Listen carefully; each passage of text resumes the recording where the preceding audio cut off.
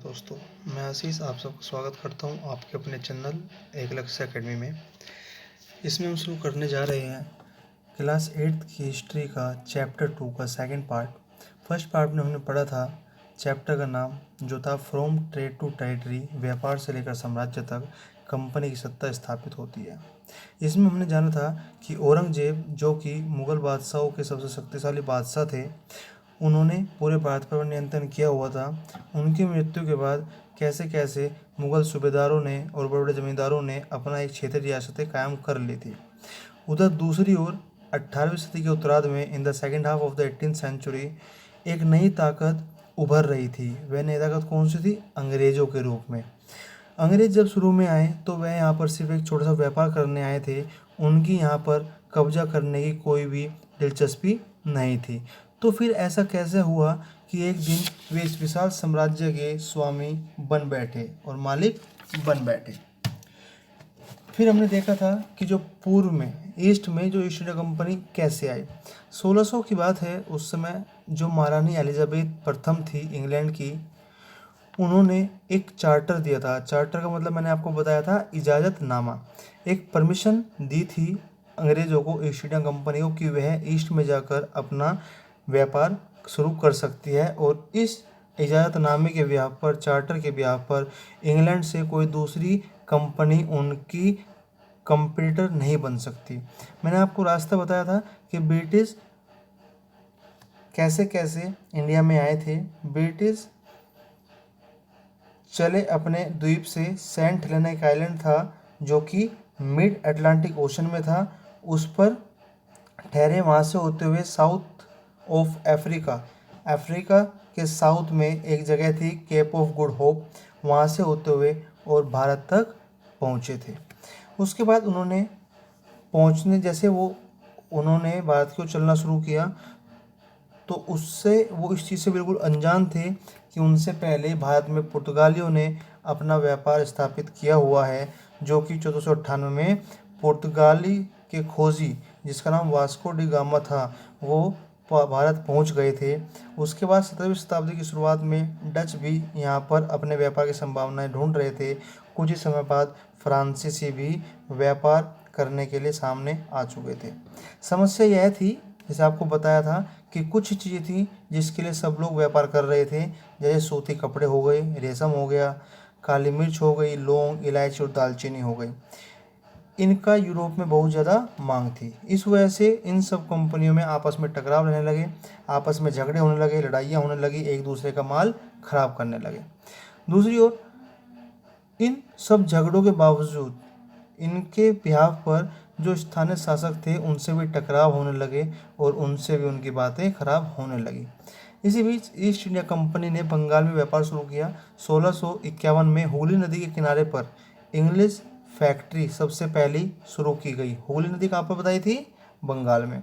उसके बाद 1696 में कंपनी ने अपनी आबादी के चारों ओर किलेबंदी शुरू कर दी थी। इस तरह के चलते चलते उन्होंने एक फरमान जारी करा लिया था औरंगजेब से कि वह यहाँ पर बिल्कुल टैक्स फ्री अपना बिजनेस करेंगे। इसके चलते फरमान में सिर्फ कंपनी को टैक्स फ्री किया गया था, लेकिन कंपनी के जो एम्प्लॉय थे, ऑफिसर्स थे, वे भी टैक्स देने से मना कर रहे थे। इन सब चीज़ को देखते हुए बंगाल के नवाब को लगा, जो कि उस टाइम मुर्शीद कुली खान थे, कि भाई इस तरीके से तो बंगाल में राजस्व बिल्कुल ख़त्म हो जाएगा और हमें कुछ पैसा नहीं मिलेगा। तो उन्होंने अपना विरोध शुरू कर दिया। अब हम आगे की पढ़ाई शुरू करते हैं। आगे है how trade led to battles, कि जो व्यापार था वह युद्ध तक कैसे पहुंचा। Through the early 18th century, 18वीं सदी की शुरुआत से ही कॉन्फ्लिक्ट बिटवीन कंपनी और नवाब सो बंगाल के बीच में टकराव होने शुरू हो गए थे। After the death of Aurangzeb की मृत्यु के बाद जो बंगाल के नवाब थे वे अपनी ताकत दिखाना शुरू कर चुके थे। उस समय रीजनल पावर, जो स्थानीय ताकतें थी, उनकी स्थिति भी ऐसी ही मजबूत थी। मुर्शीद कुली खां वाज फॉलोड बाय अलीवर्दी खां। मुर्शीद कुली खां के बाद अलीवर्दी खां नवाब बने और अलीवर्दी खां के बाद सिराजुद्दौला नवाब बने, और ये तीनों ही बड़े मजबूत और ताकतवर शासक थे। इन लोगों ने रिफ्यूज्ड टू ग्रांट, मना कर दिया था कंपनी को क्या करने के लिए, व्यापार का अधिकार देने के लिए, रियायतें देने के लिए, और उन्होंने कंपनी से व्यापार करने के लिए नजराने भी मांगे थे। नजराने का मतलब जो आपका कंपनी कंसेशन है, और लास्ट ट्रिब्यूट है। ट्रिब्यूट मीन्स नजराना मांगा। कंपनी से कंसेशन छूट करने से मना कर दी। और उन्होंने mint coins, right to mint coins, सिक्के को ढालने के लिए भी अंग्रेज़ों को मना कर दिया था। और उनकी किलेबंदी को बढ़ाने से भी रोक दिया था। Accusing the company of deceit, accusing the company of deceit, नवाबों ने कंपनी पर यह ब्लेम लगाया था, यह दलील दी थी कि वह धोखाधड़ी कर रही है। They claim the company was depriving the Bengal government of huge amounts of revenue, उन्होंने ये भी कहा था कि इनकी वजह से बंगाल सरकार की राजस्व वसूली कम हो रही है और नवाबों की ताकत भी कम हो रही है। इट वाज रिफ्यूजिंग टू पे टैक्सेस, यह टैक्स देने को मना कर रहे हैं। राइटिंग डिसरेस्पेक्टफुल लेटर्स, और एक अपमानजनक पत्र लिख रहे हैं। किसको, मुगलों के अफसरों को, और नवाबों व उनके अधिकारियों को अपमानित करने का प्रयास भी कर रहे हैं। ह्यूमिलिएट, अपमान करना, इन वर्ड्स को याद रखना, काम आएंगे। ह्यूमिलिएट, अपमान करना। The company on it's part declared that the unjust demand of the local officials were raining, अब कंपनी का कहना था कि स्थानीय अधिकारियों की बेतुकी मांगों से कंपनी का व्यापार तबाह हो रहा है। व्यापार, रिन मीन्स RUIN, तबाह होना, बर्बाद होना। द ट्रेड कुड फ्लोरिश, व्यापार तभी फैल सकता है, तभी बढ़ सकता है जब उस पर ड्यूटी न लगाई जाए, उस पर कोई टैक्स न लगाया जाए। It was also convinced that to expand trade, कि व्यापार को फैलाने के लिए हमें अपनी बस्ती भी बढ़ानी पड़ेगी, और बाय अ विलेजेस, गाँव खरीदने पड़ेंगे। एंड रिबिल्ड इट्स फोर्ट्स, और अपने जो किले हैं उनका पुनर्निर्माण भी करना पड़ेगा। The conflicts led to confrontations and finally culminated in the famous battle of Plassey, ये टकराव दिनों दिन इतना गंभीर होता गया कि आखिर में इन टकरावों ने एक युद्ध का रूप ले लिया। और वह युद्ध कौन सा था, वह युद्ध था बैटल ऑफ प्लासी का। आइए देखते हैं इस युद्ध में क्या हुआ। The battle of Plassey. When Alivardi Khan, जब अलीवर्दी खां की मृत्यु हो गई 1756 में, तो Sirajuddaula became the nawab of Bengal, तो सिराजुद्दौला बंगाल के नवाब बने। और सिराजुद्दौला भी बड़े ही ताकतवर नवाब बने।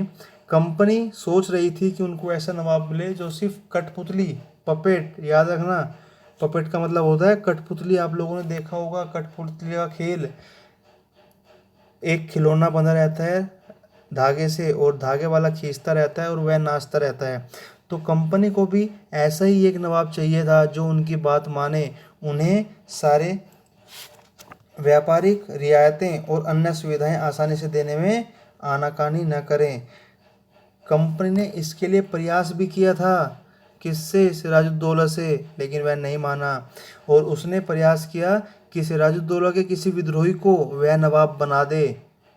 इस बात का पता जब सिराजुद्दौला को चला तो उन्होंने कंपनी को बोला कि आप हमारे राजनीतिक मामलों में बिल्कुल भी टांग न अड़ाएं, और आप स्टॉप फोर्टिफिकेशन, और आप अपने किलेबंदी को रोक दें। एंड पे द रेवेन्यूज, और राजस्व कर पूरा भरें। आफ्टर नेगोशिएशन फेल्ड, जब ये बातचीत से भी काम नहीं बना तो नवाब ने क्या किया, नवाब सिराजुद्दौला ने 30,000 सिपाहियों के साथ अंग्रेजी फैक्ट्री जो कि कासिम बाजार में थी उस पर कब्जा कर लिया, और वहाँ के जो कंपनी ऑफिसर थे उनको पकड़ लिया, और उनसे हथियार भी छीन लिए। डिसआर्म में हथियार छीन लिए। लॉक द वेयर हाउस, गोदामों को बंद कर दिया। And blockaded English ships, और अंग्रेजी जहाज़ों को भी रोक दिया। देन ही मार्च्ड, उसके बाद वह कलकत्ता की ओर चला अपने नियंत्रण को स्थापित करने के लिए और उसको अपने कब्जे में लेने के लिए। On hearing the news of the fall of Calcutta, Calcutta की न्यूज़ सुनने के बाद कंपनी के ऑफिसर ने मद्रास से एक फोर्स भेजी और वह किसके अंडर भेजी? रॉबर्ट क्लाइव के अंडर। किसके under? Robert Clive. Prolonged negotiation with the Nawab followed. बहुत देर तक जब बातें होती गई तो उन्होंने फाइनली क्या हुआ? In 1757 finally in 1757 Robert Clive led the company's army against Sirajuddaula. Robert Clive ने कंपनी की आर्मी को नियंत्रित किया किसके खिलाफ? सिराजुद्दौला के खिलाफ। कहाँ पर? प्लासी में। और one of the main reasons for, एक मुख्य कारण था किस चीज़ का? फॉर द डिफीट ऑफ नवाब, नवाब के हारने का। और वह रीज़न क्या था? कि अंग्रेज़ों ने, रॉबर्ट क्लाइव ने मीर जाफ़र को अपनी ओर मिला लिया था। मीर जाफ़र कौन था? सिराजुद्दौला का ही एक सेनापति था। और मीर जाफ़र अपनी साइड से युद्ध करने गया ही नहीं और इसीलिए सिराजुद्दौला हार गया, क्योंकि अंग्रेज़ों ने लालच दिया था कि जब सिराजुद्दौला की मृत्यु हो जाएगी उसके बाद मीर जाफ़र को वह बंगाल का नवाब बना देंगे। The battle of Plassey became famous. जो बैटल ऑफ प्लासी है वह इसलिए भी फेमस है, इसलिए प्रसिद्ध है बिकॉज, क्योंकि it was the first major victory, क्योंकि यह पहली मुख्य विक्ट्री है जिसमें अंग्रेज़ों ने भारत में कोई जंग जीत ली थी। इसके बाद after the defeat at Plassey, जब प्लासी में सिराजुद्दौला की हार हो गई and Mir Jafar made the nawab, और मीर जाफ़र बंगाल का नवाब बना दिया गया। The company was still unwilling to take over the responsibility of administration.